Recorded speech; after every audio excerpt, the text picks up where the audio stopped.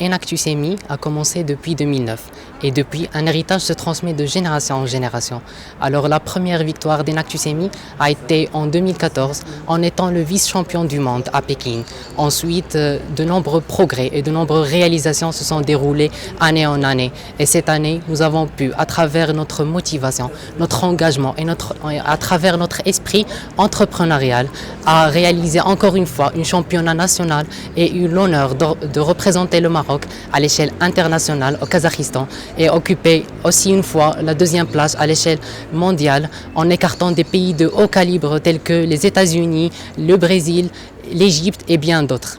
En tant qu'ingénieur par formation, ce que nous proposons aux entreprises et aux différentes sociétés privées ou publiques en termes d'entrepreneuriat social, c'est notre esprit d'ingéniosité, notre esprit d'innovation et de créativité.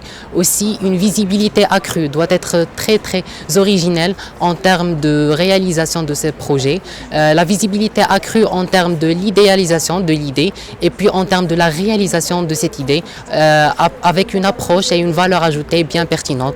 Aussi, il y a le terme de sensibilisation qui prend une grande importance. Il faut toujours sensibiliser le consommateur en termes de produits ou de services que vous proposez. Et ces services, bien sûr, doivent répondre en même temps à un problème, à un besoin. Donc la valeur ajoutée compte et cette approche que nous raffinissons en tant qu'ingénieurs, c'est la formation technique en premier lieu à travers notre formation académique au sein de l'école Mohammedia d'ingénieurs et en termes de business et de stratégie en tant qu'entrepreneur par passion. Donc nous touchons tous ces aspects-là et une visibilité accrue du terrain et du marché est très essentielle en termes de réalisation de nos projets. Donc nul projet peut grandir et peut fleurir sans tous ces aspects dont nous avons parlé.